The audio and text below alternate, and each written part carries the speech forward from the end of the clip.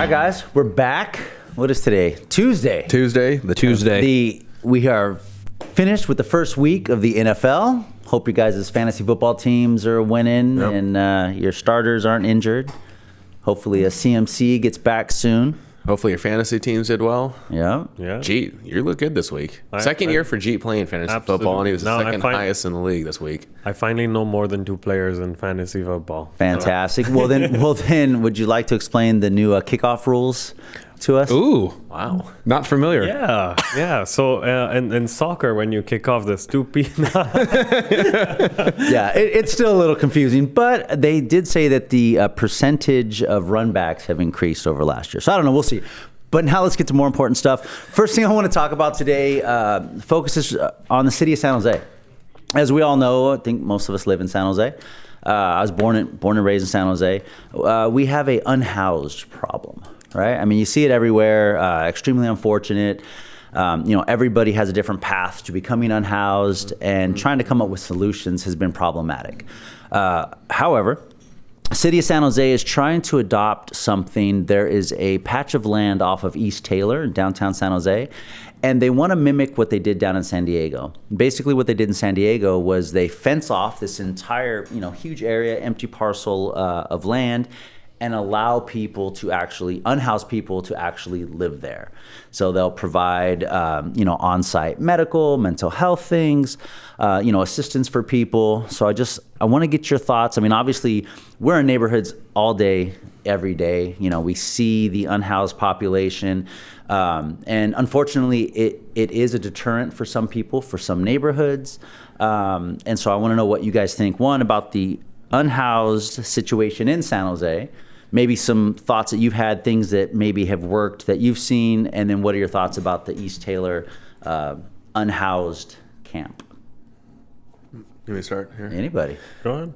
Tough topic. I guess the question, like for me, when I think about your question, or what I ask myself is, would I rather have the homeless people on the streets, on multiple different streets, everywhere I walk, or all put together in one area and kind of like confined in an area? And if that is the only outlet, I'm more open to them being confined than being on multiple different streets and having to see them everywhere we walk or drive. Yeah, no, I wouldn't say they're confined because they're able to come and go leave. As they please. But it's a place where they can congregate, hopefully get some services and help that they need. Yeah. I think our biggest challenge is you can't enforce it, right? I mean, unfortunately, I think until we prove those types of concepts, I mean, what's the benefit to an unhoused person of going there, right? I mean, they may have the perception that it's more dangerous because... I was just going to say, is that more dangerous then too? More people, more drug use, more accessibility to things, higher tensions between people? Does it promote them to actually stay on the streets?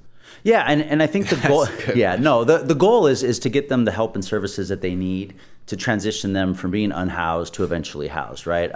There's a lot of debate in District 10 of San Jose where I live because a lot of neighbors are feeling that we've become kind of a dumping ground for these types of services.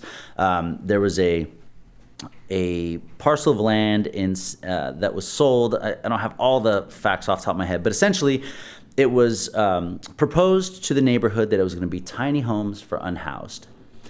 That never got built out. And then the city of San Jose is now trying to sell it to another entity to become basically halfway houses for people that are transitioning out of jail. And so, District 10 is struggling with a lot of that stuff. I mean, there's no silver bullet, right? There's no one thing that works, but it's a problem here. Yeah, it is. And I mean, now I'm thinking, do they take advantage of this? Like the people who transition from jail, like, why not just stay in this place then forever and never have? I mean, do they pay? Well, I think what we found out. I mean, how many tens of millions or more of money has been spent on the unhoused problem, and it just gets worse. I think we're like 4th worst in the United States or something like that.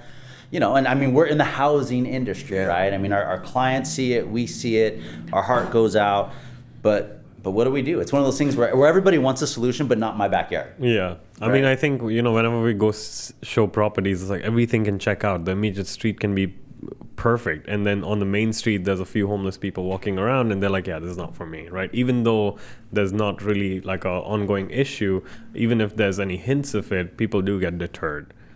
Yeah, and it brings down home values, right? I mean, exactly. it's just the reality of it. So I don't know. We'll see what happens there in East Taylor. You know, I do know it's a huge problem in our valley.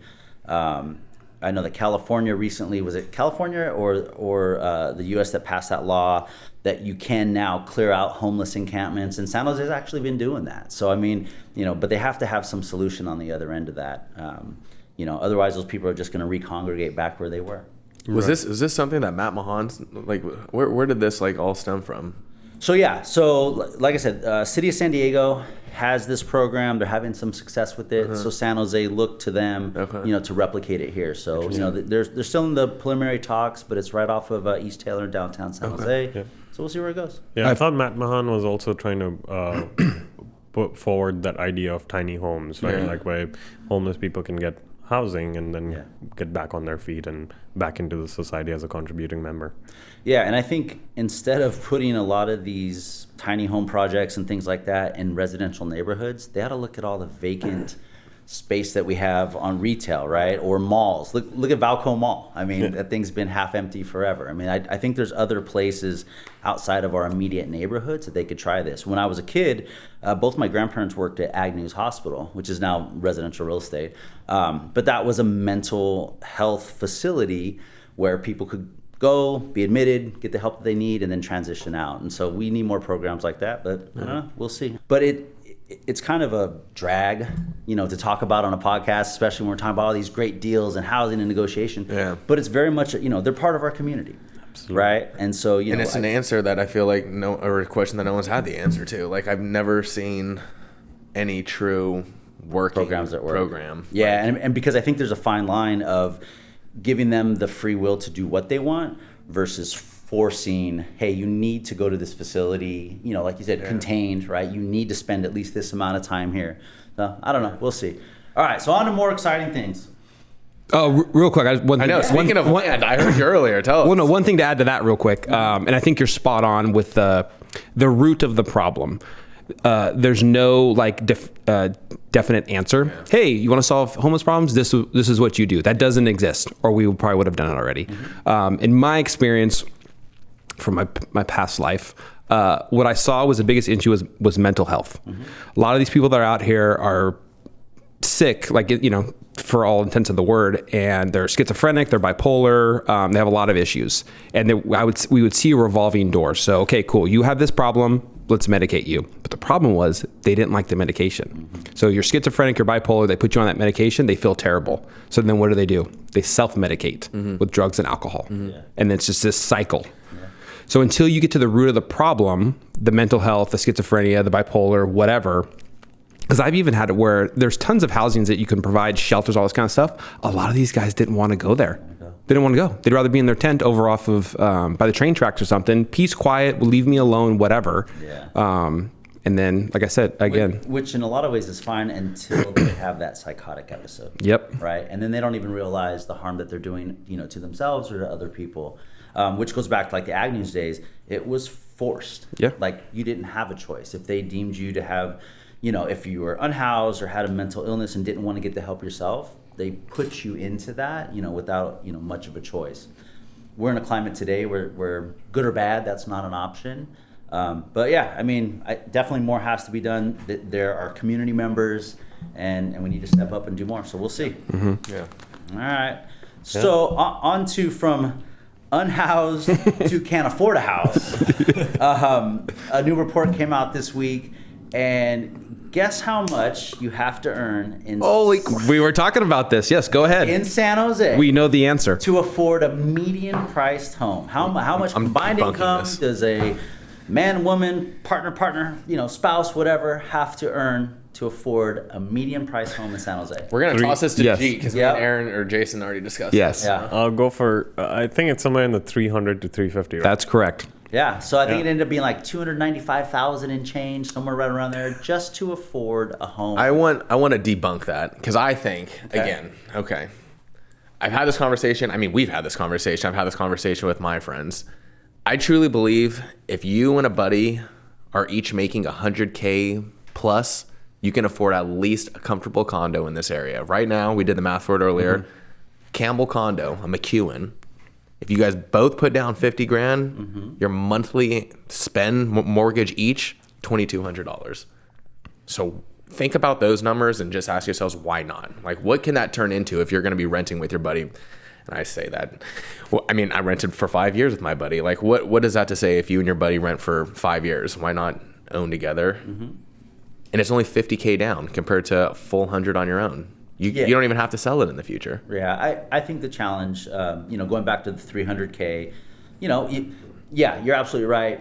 You kind of hack it. You get you and a buddy, you come in, you get a McEwen, which is probably the lowest priced condo in Campbell, right? Just like it is in most parts of San Jose. I mean, it's definitely your foot in the door. But I think for, maybe a husband and wife or, spouses that want to start a family, it's a challenge. Right. And I think that we're seeing a lot of people still come into California getting hired for tech jobs that can afford that. But the average average person can't. Right. And the more we say that, the more I feel like, again, the realization of if you truly want to own a home here, you have to start somewhere. Like, I understand, like you said, husband and wife might not be two friends, smaller McEwen, but that husband and wife has to start somewhere. And again, if they start with 50K each, they can start there, slowly just graduate up and and you almost have to, right? Unless you have like a rich uncle or some stock options, that you can sell. I mean, Jason told his story before, where you just get in where you can, build some equity, and then you flip it. And I agree. I mean, you definitely have to get in somewhere. Well, especially out here, you can take advantage of it. Not a whole lot of places appreciate it like we do here. Exactly. We said that 100 times too. It's on what percentage every year? 8-10%? Yeah, on average, it up until COVID, it was like 8.8% a year over the last 40, 50 Should years. never, truly, I don't believe you should be able to call a home an investment. It's a home. But out here, it's truly an investment. Like, it's an investment. You can make more money. And I had a small condo listing earlier this year. It was a 1-1, like 700 square feet. The sellers bought it for like 100 grand like 7 or 8 years ago, and we sold it for 415. Wow. So, and that's the thing we've always said, right? Is that the amount of equity you'll gain just getting your foot in the door is typically more than you'd ever be able to save for an increased down payment on the property you actually want long term. Yeah. So just you might as well let the equity in your home do the work. The rate of appreciation does not exceed the rate of appreciation of income, right? That you can make every year. So 100%. I think our area does provide that good. The value, right? Like the appreciation factor, you can use it as a stepping stone, keep upgrading from a condo to a townhome to a single family, and then eventually get to a place where you can call home and with the good school district and all of that stuff. So, and we always say too, like, even if like hell freezes over and you don't make money on the home, you sell it for net even, you're still taking all the money that you put into it initially, all the money that you saved over the 5 years of living in the home, and you're putting it onto something else. It's like another savings account. You're not just blowing the money and throwing it away. It's going to be there for you. Yeah. Absolutely. And it is also very rare, more so with single family homes and townhome condos, that you're going to sell it for what you bought it for or less. I mean, there's a few exceptions. Maybe if you're in the mountains, especially now, like people that bought in the Los Gatos Mountains or maybe Almaden Mountains 5-6 years ago, we're finding that are selling their homes right now for about what they paid for it. Primarily because during COVID, everybody wanted more space. Now they've come back in, but more importantly, just insurance on a property in those areas. I mean, it's killing deals. Speaking about insurance, so I met with the seller, and you know how we said like you won't lose value on a home, right? So I met them. They bought a house in 2022. She's a young professional, works at Adobe, very close to downtown. That she bought her condo, and she paid $585 for it, and it flooded 3 times. Oh Lord! last year, and then this year she was trying to take a shower, and the knob exploded on her and flooded the whole apartment. So she's going through remediation and rebuilding the whole house. And I met with her yesterday and gave her some tips on what we can do to get the home sold. And I was looking at the prices, and it's still the same as what she bought it for. She bought it at the peak of the market in 2022 April for 585. Right now, things are selling for 580 to 590. Yeah. And our condo, I mean, once it's all done, it's going to be nice and it'll look very well upgraded. The only challenge will be that she has 5 insurance claims over the last year. So I called my insurance guy, and he's like, most insurance options will not be available other than the California Fair Plan. Yeah. And he said, pricing it out, it'll be more expensive, but it's still possible. And instead of it being, in the low 1,000s, it'll be in the mid 1,000s, so 1,500 or so for the whole year. So he's like, it's not the worst thing, but it's definitely doable. And so. that's just the HO6 policy, because the homeowner association has the master policy on the development, right? Absolutely, yes. Crazy times. Well, and that goes back to, right? I mean, single family home, traditionally in our market, you're always going to get appreciation. Condos, 1 bedroom. well, yeah, one ones. bedroom. Tough. Studios and 1 bedrooms, very much a challenge for future appreciation, because there's such a limited segment of buyers that actually want to purchase a 1 bedroom condo. Absolutely. And maybe don't buy a condo on the first floor, right? Because if it does flood, get that second or third floor condo. Well, it didn't flood, but it was from a boiler room nearby, gotcha. so that just leaked and came into the apartment. So she had to fix smaller leaks Right. 3 times that she claimed insurance for, and then this year it just kind of flooded the whole apartment with the shower kind of breaking out on her. Didn't you say you got an insurance claim for a property in Saratoga? The fire insurance on it was $100,000 a year. Oh yeah, so it was on the mountain. It was for this client. It's a $6 million home, and how when it's these types of special properties which are on the mountain, kind of secluded, still neighbors nearby, but kind of secluded and high fire risk. We checked with our insurance agent beforehand, and the lowest quote we got was $100K a year, Yeah. which is for a $6 million home. It's understandable, but at the same time, But it's you're like $100K. $8,500 a month just for insurance. Just for insurance. And what's interesting, at least in my opinion, I mean, like I said, I've lived here all my life. There haven't been a lot of fires in our hills that have destroyed property. Like the biggest one I can think of was the Oakland Hills fire decades ago. Yeah. Right? I mean, because we have all these hills in Almaden with homes, Los Gatos Mountains, even the East Foothills. But you never hear of massive fires going through there, but yet we're lumped in with the rest of California. I mean, look at Southern California, Central Valley right now. Yeah. I mean, it's like a mile a second it's burning right Yeah. now, and it's just, we're lumped in. It's unfortunate. Absolutely. The joys of living in California. Yeah. It is beautiful. when it's not on fire. Yes. When it's not on fire, it's beautiful. But yeah, I mean, it's the reality of living here, and but something has to give, right? I mean, you can't, even on a $6 million house, $100,000 a year. I mean, that seems a little excessive, right? Mark on our team has a beautiful home, and it's barely in the hills. And I heard him with his insurance guy, and I want to say the quote was like $40,000 to $65,000 a year. Wow. Like it's just, it's insane. God, that just hurts to think about. But you go into that knowing that, like that, you look at. Well, now you do, Yeah. right? Yeah. 3-4 years ago, you didn't have that problem. Yeah. But all good. All right, what else you guys got? Let's talk about everyone's favorite topic. The new iPhone. Oh, I've heard a couple cool things about that, but Pre-ordered already. yeah, coming soon. Yeah. NAR Settlement. Oh yeah. Updates and I forgot about that. Is that still a thing? another new article came out specifically to Assembly Bill 2992. Buyer brokers, again, everyone's favorite topic.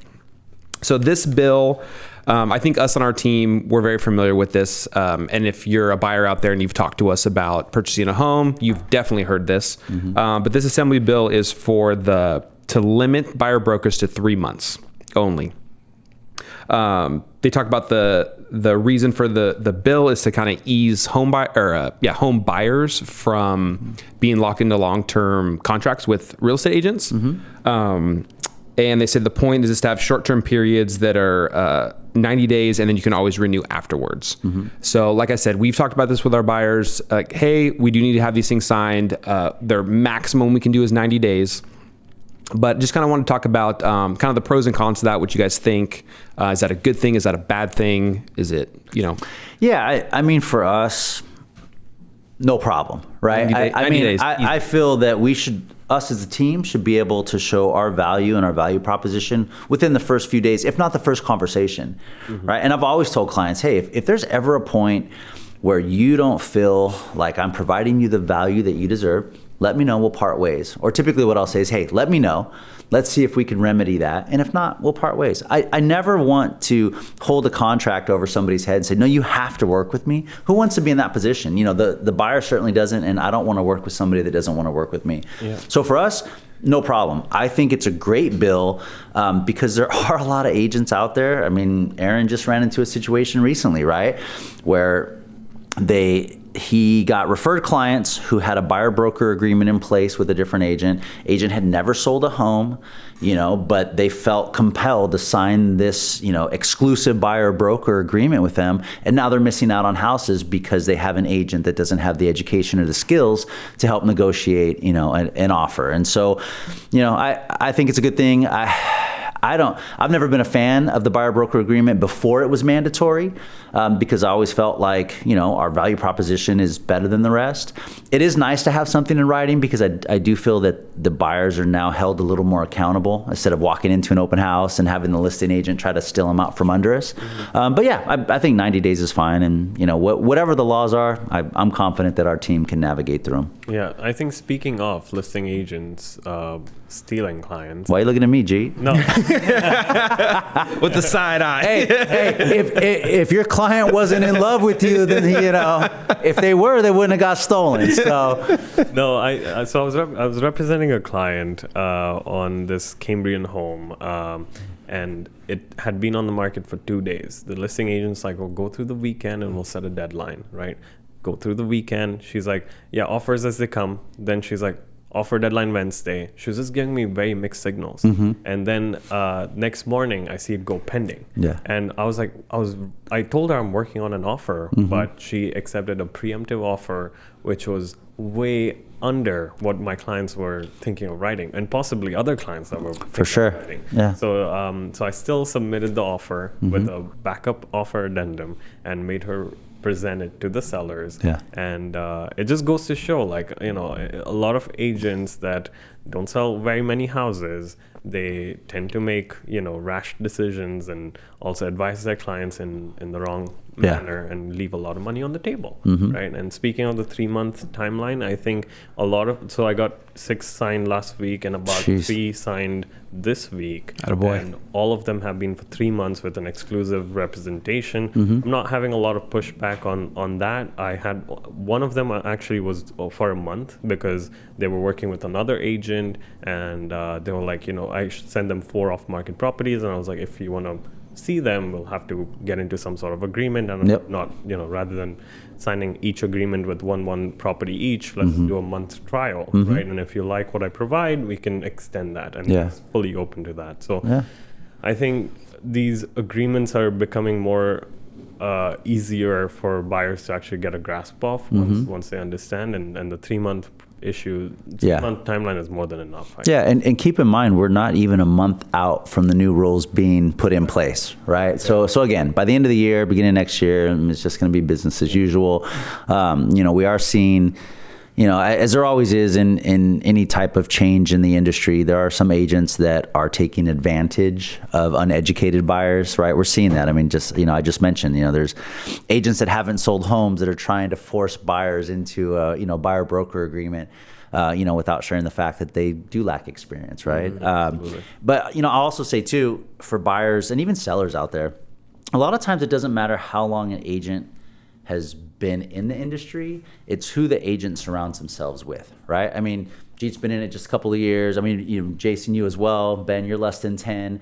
But when we have a team that has a collective experience of 40, 50, 60 years, and all of us are out there seeing different things in different neighborhoods, different contract negotiations, you know, that helps speed up your guys' learning curve exponentially, right? I mean, Jeet is, you know, well, you guys too, but, you know, Jeet is out there with buyers, and I've seen his presentation skills, his ability to analyze a property, to negotiate a transaction, as good as any agent out there. And you've been licensed now 4 years. 4 years. And he's done more transactions in his 4 years than most agents do in 10. So, you know, hats off to you, and you guys too, right? I mean, I think, you know, us just doing a podcast, taking the time to research what's going on in the industry, both locally and nationwide. I mean, we're always sharpening our skills, and the tools in our tool belt to help our clients. So, who you work with matters. Hey. And I don't know if you've heard that before. Who you work with matters. Why don't we have that up? Yeah. Right? Where's the billboard? Right? Yeah. Ask those guys on the billboard up there. They know. And to talk about Aaron's situation, like you were talking about, I heard the buyers were complaining that they would ask him a question and he would just say, I don't know. The other agent. Yeah. It'd say, I don't know. And very thankful to be on this team where like, that's not a scenario where you have, 6 people to bounce stuff off of like, hey, I'm not sure about this. Cause the book is huge for sure. And, you don't need to say like, I don't know, like I'll get you the answer. Yeah. Because of who you're around. Yeah. Exactly. Absolutely. No. Good stuff. Well, continue. We're having a great year. Yeah. I mean, we just wrapped up casino night. Super fun. Yeah. So if you guys were there, you know what we're talking about. If you weren't there, what an incredible event. You get about 200 of your clients, some friends and family, just having a good time, using house money to gamble, eating, drinking, dancing. The photo booth was a big hit, and just a great way for us to hang out, kind of with our clients and have a good time. So appreciate everybody that came out for that. And I don't know. That's it. I mean, last thing, new iPhone announced yesterday. Are you guys I haven't big? even seen it yet. Are you guys big tech nerds? You have to run out and get the latest and greatest. I don't even. What is this new iPhone? Is it? So I'm gonna be upgrading from iPhone 14. Okay, so you have a 14. I have a 14, Pro, and I'm gonna go for the Pro Max because I want the bigger screen. What I found myself doing a lot during open houses and showings is like I would pull up photos on my phone and it would just be a little too small. So I'm like, let me go for a bigger screen this time. So that's why I'm gonna upgrade this. So it's a business write-off. Yeah. Well, I need it for work. Just in case the IRS is watching. Yeah, I will probably get it as well, only because I've got 5 kids. And so every time I get a new phone, I pass mine down to one of them. So, Everyone wins. Yeah, everyone. What is the difference between this new iPhone? What's the? You'd have to ask Tim Cook. I mean, I will tell you that there's some new. It's not a tech podcast. You're right. Not all things technology. But I do know that the AI integration is supposed to be good. A lot of good photo editing that I think Google Pixels had for a while. iPhone's probably is finally getting it. Yeah, there's also a capture button this time around. So they're trying to make. Are you like capturing criminals or what? No. What are you Capturing what? It's like a shutter button. Like shutter button. Yeah. On the top. It's on the top, so you can use it like a camera. It's touch screen and it's pretty nice. All right. Holy hell! Yeah. Not a tech podcast. Not a tech, but we are in Silicon Valley, right? Yes, And all things Silicon Valley. And we are agents, that rely on technology, to help our clients. Yeah. So, hey. Funny thing, at an open house recently, I met one of the 5 people that invented the AirPods at Apple, and she has like 100+ patents. And just talking to her about the first, she was the head of the first iPad launch, the first AirPods launch. She has 100 patents with Apple, and I was like, holy. The type of people you just run into. Bleep that out, Jake. You see Steve Wozniak cruising downtown Los Gatos, right? I mean, that's also the cool thing about our valley, right? Yeah. Is that, the technology that runs the world, a lot of it is centered and focused here. So, Yeah. good stuff. All right, guys. Till next time. Love it. Until next time. Later.